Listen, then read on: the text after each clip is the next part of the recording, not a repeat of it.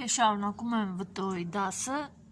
և հիմա խոսեմ մի քիչ ավելի մանրամասն։ Բնականաբար ամեն ինչ ցույց տալ տեսանյութի մեջ ցավոք սրտի ես չեմ կարող, որովհետև դա անդադ պետք է պրակտիկայում այս կամ այն պարագայում ցույց տվի։ Օրինակ տաբատ կարելի տաբատի տերմինոլոգիան վտորի մշակման, զգեստինը զգեստի, պիջակինը պիջակի։ Դուք կստանաք նկարների տարբերակով ընդհանուրը և դա կպահեք որպես ձեզ հուշող, որ հանկարծ մոռանաք, դուք կամ կարող եք նկարել ձեր տետրների մեջ, որովհետև դրանք այդպես պետքական ինֆորմացիա են, որ եթե մոռանաք անպայման կարող եք նայել, վերհիշել։ Վտոյին ես անդադ կանադառնամ իմ տեսանյութերի մեջ և ինչ-որ կարի, ինչ-որ հատվածի մշակման ժամանակ անպայման կօգտագործեմ տերմինները, որը որ հիմա չեմ կարող ցույց տալ ուղղակի։ Մի շատ կարևոր բան, որ նախքան կտորը ձևելը, մենք պետք է կտորը դեկատիրովկա անենք, ինչ կտորել որ լինի, երբ որ հաճախորդը կտոր է բերում, դուք խնդրեք, որ հաճախորդը այդ կտորը լվանա։ Կարող եք իհարկե խորհուրդ տաք, թե ինչ ջերմաստիճանի լվանալ եւ այլն, եթե իրանք այդպես հատուկ պայմաններով պետք է պահեն հետագայում, հետո ուրիշ ձև չեն լվանալու։ Օրինակ, եթե դուք ասեք լվացրեք 35 աստիճանի տակ, որ այսպես գոլ լինի ջուրը, իսկ իրանք հետո 40 աստիճանի տակ կամ 60 աստիճանի տակ լվանան եւ դեֆորմացվեն ամբողջ այդ մանրաթելերը։ Ցավոք սրտի հաճախորդները միշտ չի, որ դա ընդունում են եւ հետո գալիս են 1 ամիս հետո լվացած կարճացած պիջակով կամ գոտկատեղի գիծը փոփոխության ենթարկված զգեստով և այդ ժամանակ նոր իրենց պրետենզիաները, այդպես ասած, ներկայացնում են։ Մեղավորը իհարկե համարվում եք դուք ըստ իրեն, եթե նույնիսկ զգուշացրել եք, կարող եք ուղղակի հիշեցնել, որ զգուշացրել եք, բայց իրանք մտածում, որ դուք կարող չեք։ Ամեն դեպքում, անկախ նրանից, թե իրանք լվացրել են կտորը, թե ոչ, դուք պետք է ամբողջ կտորը հարթուկեք պարով, նախ առաջինը փոքր կտորի վրա, տվյալ կտորից օրինակ այստեղ այսպիսի կտոր կա, սա լվացրած է արդեն, այսպես 10 սանտիմետր 10 սանտիմետրի վրա այսպիսի փոքր կտորի վրա, կտորը թռչում եք և հարթուկում եք ուժեղ պարով, տեսնեք ոնց է կտորը իրեն պահում։ Ուժեղ պարով իհարկե չի կարելի հարթուկել վիսկոզայից ահա այսպիսի կտորներ, սա օրինակ աստարի կտորը կա, բայց զգեստի համար վիսկոզայից կտորներ և բարակ բրդյա կտորներ։ Հաստը կարելի է, բայց բարակ բրդյա կտորները ոչ։ Այնտեղ պետք է պարը լինի մաքսիմալ, այսինքն շատ քիչ կամ այսպես խոնավ կտոր, որ հազիվ մի քիչ խոնավություն եք զգում։ Օրինակ այս տաբատը 100% համարվում է նույն մշակված է, եթե ինքը 100%, ուրեմն այդ մանրաթելերը հատուկ ձևով մշակված է, համարվում է բուրդ եւ այն ահա այսպես բարակ է։ Եթե սա հարթուկեն ուղակի պարով, այս մանրաթելերը ոնց որ խուճուճ լինեն, այսինքն այսպես դեֆորմանում է, զիգզագի նման է լինում եւ այս հատվածը այսպես հավաքվում է։ Իսկ աստարացուն այս նույն տաբատի աստարացունը վիսկոզա է։ Այսինքն և այն և մյուսը իրանք կմտնեն անպայման։ Սխալ արտահայտվեցի, ոչ թե կմտնեն, այլ ձևը կփոխեն, եթե լինի բարձր ջերմաստիճանի տակ և պարով։ Թույլ գոլոշով կամ խոնավ կտորի օգնությամբ հարթուկում են նաև բոլոր տեսակի շոլկանման հարթ այդպիսի մակերես ունեցող, երբ որ այսպես փայլում է այդպիսի մակերես ունեցող կտորները, որովհետև եթե կտորը լինի թաց, իսկ պարը լինի շատ, այդ հատվածներն այսպես տեղերը կմնա։ Բոլոր տեսակի բամբակյա կտորները, որոնք մենք կարում ենք օրինակ պաստելնե բիլիո, այսինքն անկողնային պարագաներ, բարձր եւ այլն, դրանք կարող եք աշխատանքը կատարել վերջացնելուց հետո նոր հարթուկեք, արդեն ամբողջական կատարված աշխատանքը, բամբակը մեծ հնարավորություն է տալիս այդ առումով, որտեղ ինքը շատ հանգիստ կարող եք իրան բարձր ջերմաստիճան եւ ճնշման տակ հարթուկել, ինքը ոչ մի բան չի լինի։ Բաց գույնի կտորները, օրինակ սպիտակ կտորը, բաց երկնագույնը, բաց մոխրագույնը, դրանք պետք է շատ զգուշ հարթուկեք եւ ցածր ջերմաստիճանի, որտեղ իրանք շատ զգայուն են, բարձր ջերմաստիճանի հանդեպ եւ հնարավոր է որ գույնը փոխեն։ Ոչ թե կտորն է զգայուն, այլ հենց գույնը այդ բաց երկնագույն, բաց մոխրագույն եւ սպիտակ։ Ինչ պետք է հիշել, որ արհեստական կտորները, որոնք մտնում են որպես բնականի դասակարգման մեջ, դա կարող է նաև շտապել կտորը, վիսկոզայի կտորները, դրանք ուղղակի կտորը, երբ որ քիչ խոնավ կտորը ինչի նկատի ունեմ, երբ որ կտորը լվանում եք, այսինքն թրջում եք կտորը, մի հատ հարթուկով իրան այդ հացը հանում եք միջից եւ այսպես թողնում եք մի քիչ խոնավ ուղղակի եւ հենց այդ խոնավ կտորով հարթուկում եք կարերը։ Բոլոր հաստ կտորները հարթուկում են ավելի չոր մակերես ունեցած հարթուկի տախտակների վրա, իսկ բարակ կտորները ավելի փափուկ։ Օրինակ, եթե հարթուկի տախտակը, օրինակ հիմա իմը ցույց տամ։ Սա իմ հարթուկի տախտակն է, ես հատուկ կալոտկաներ չեմ օգտագործում, եւ այստեղ բացի իր շերտից, որ ինքը այսպես մի շերտ վազինայով է, ներքևը կա եւս մի շերտ, ահա այսպեսի վազինա, որը տալիս է միջին փափկության այսպեսի մակերես։ Ես այստեղ հարթուկում եմ եւ հաստ կտորները եւ բարակ կտորները։ Հարթուկը պետք է լինի 2-ից 6 կիլոգրամ ծանրությամբ։ Ես նախընտրում եմ ինչ հարթուկ ասես, իսկ ես ընդհանրապես չեմ նայում հարմար լինի միայն։ Օգտագործում այսպիսի կենցաղային հարթուկներ։ Բոլոր տեսակի ստաչներ կարատեսակով կարված կարերը սկզբից հարթուկում են հենց այս տարբերակով, այսինքն ամեն մի կարը կարելուց հետո դուք իրանք պրի ու ճուժվեցե, այս ժամանակ երբ որ մենք հարթուկում ենք, շատ չենք սխում եւ ինչ-որ բաներ չենք անում, ուղղակի հարթեցնում ենք կարը, որտեղ երբ որ մենք կարում ենք, ամեն դեպքում կարը հավաքում է մի փոքր, այսպես ալիքներ է տալիս, հիմա տեսնում եք, դա որովհետև կարն է այդպես։ Նախքան ինչ-որ մի կողմի վրա ծալել կարելուց առաջ մենք պետք է այս կարը հարթուկենք։ Ըստ իհարկե նայած որտեղ են իրանք եւ այլը, պետք է, եթե հարկավոր է այս կարը սուտ ուժի ծարվի, այսինքն մենք իրան պետք է նստացնելով հարթուկենք կամ էլ ընդհակառակը ձգենք։ Ձգում են հիմնականում այսպիսի կոր կարերը, երբ որ սա օրինակ կողքի այս գոտկատեղի մակարդակի կարն է։ Որպեսզի ես կարողանամ մի ձեռքով ձգեմ եւ ցույց տամ, ոնց են հարթուկում, հարթուկելու ժամանակ մի ձեռքով բռնում եք ուրեմն հարթուկը, մյուսով ստացվում է, որ դուք հարթուկում եք եւ բարձրացնում եք, ահա այս կարը այսպես վերև եւ ձգում եք այս հատվածը։ Բայց դա այդ նորից եմ ասում, միշտ չի, տեղ կա, որ պետք է ընդհակառակը հավաքեք։ Լինում է դեպքեր, երբ որ տվյալ կտորը չի կարելի այդպես հարթուկել ձգելով եւ այս հատվածներում մի քանի տեղ, ամենակոր հատվածներում, ահա այսպիսի կտրվածքներ են անում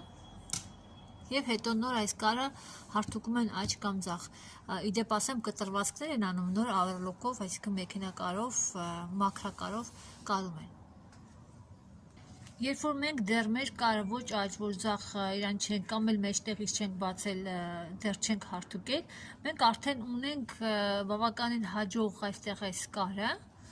դեռ հələ որ մենք այսպես վրայից ենք արել, հարթուկել։ Եվ երբ որ արդեն պետք է կարաբաժները լինի օրինակ վրազ ու ճուշկու, այսինքն երկու կողմերը, այդ դեպքում արդեն սա այսպես բացում են եւ հարթուկում են, ահա այս կերպ։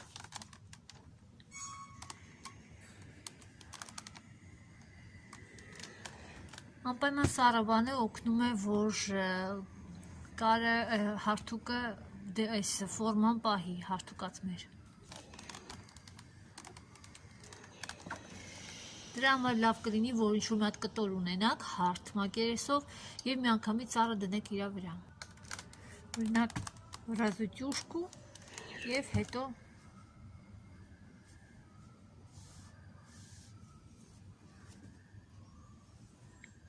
Շատ ժամանակ սա օրինակ հաստ կտոր է, այնքան էլ բարակ կտոր չի եւ այստեղ չկա մշակված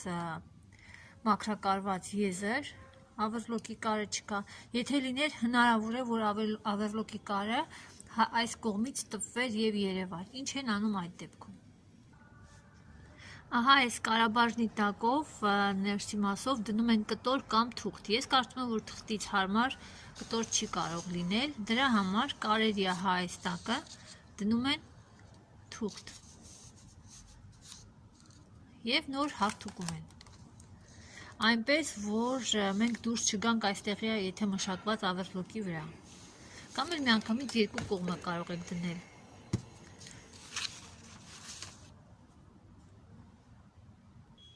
Այսպես հարթուկում են նաև արդեն առանց թղթի կամ կտորի հատուկ կալոտկաների վրա իրանք պետք է լինեն փափուկ։ Եթե փափուկ կալոտկաներ կան հատուկ բարակ կտորները հարթուկելու համար, ապա կարող եք այս տարբերակին չդիմել ուղղակի։ Հիմա նայեք, ես փորձեցի взял утюжку, այսինքն մի կողմի վրա հարթուկեմ եւ բնականաբար այս կարը, տեսնում եք, այստեղ ինքը չի կարող, կարաբաժինը թույլ չի տալիս, որ ինքը հանգիստ նստի եւ գեղեցիկ կարը երևա այս սուր հատես, կոր հատվածներում։ Դրա համար ես երկու տեղ եմ կտրել, հիմա կկտրեմ նաեւ այստեղ մեջտեղի մասից։ Այստեղ շատ կարևոր է, որ հարթուկելու ժամանակ դուք կարաբաժինը այսպես բացեք կարի տեղը եւ հարթուկեք այդ ֆորման պահելով։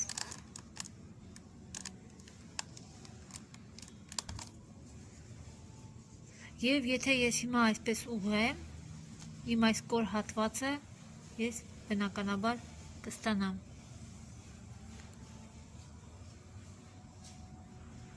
Սա կարող է լինել ցանկացած այսպես կոր հատված,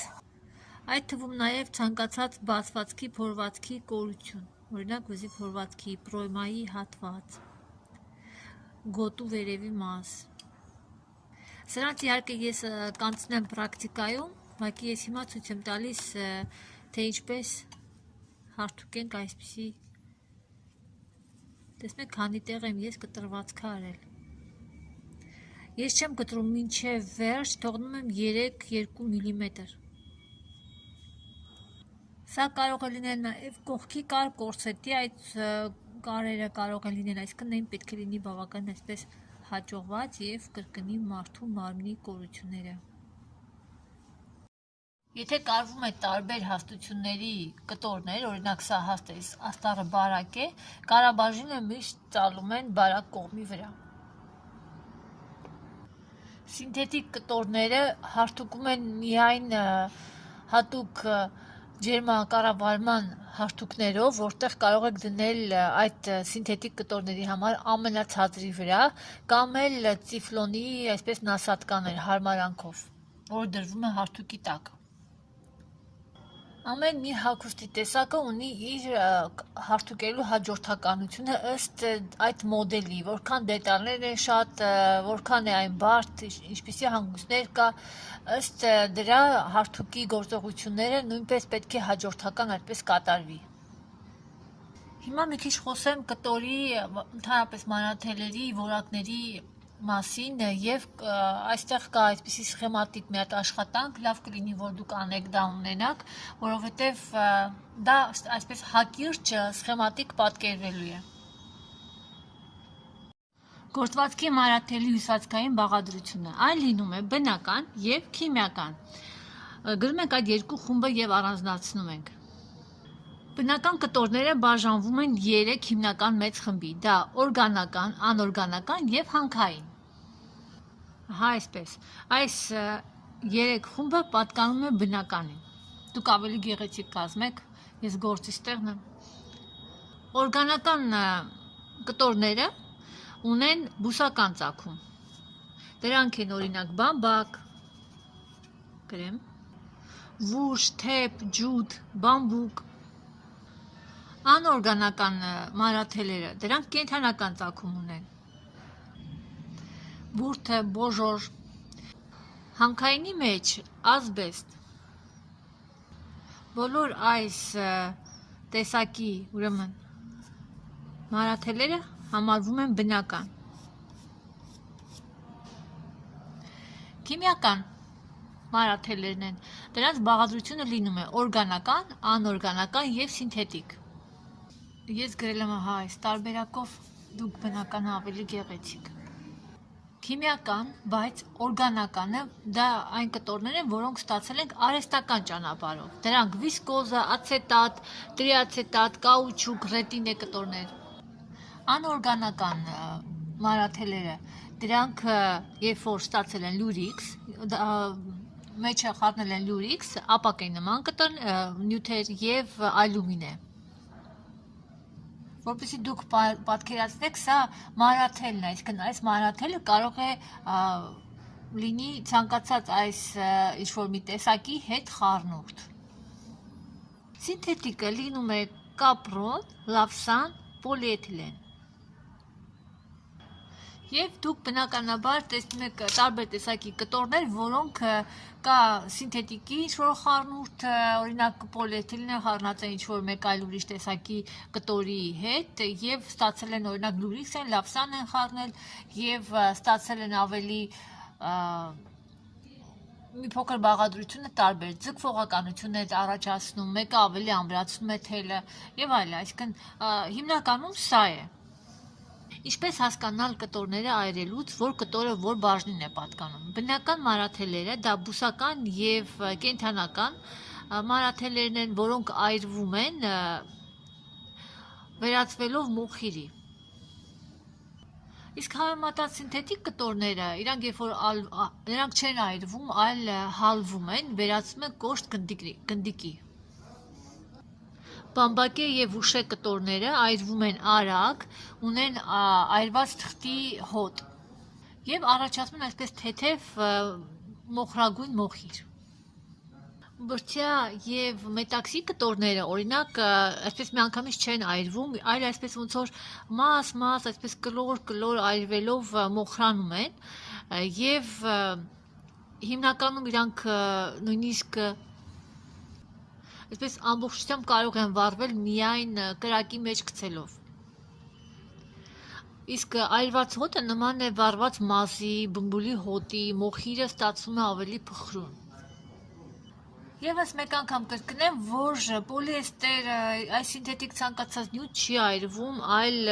հալվում է եւ իրանցից առաջանում այսպես ավելի շատ քիմիական հոտ։ Ну եւ վերածվում է գնդիկի։ Ացետատային կտորները այրվում են, հալվում են կրակից, նույնիսկ եթե իրանք մոտ են ինչ-որ տաքությունից կարող են այսպես հավաքվել, այսինքն իրանք այսպես շատ տաքություն չսիրող կտորներ են։ Սրանք այս ացետատ, վիսկոզա, տրիացետատ, կաուչուկ, ռետին։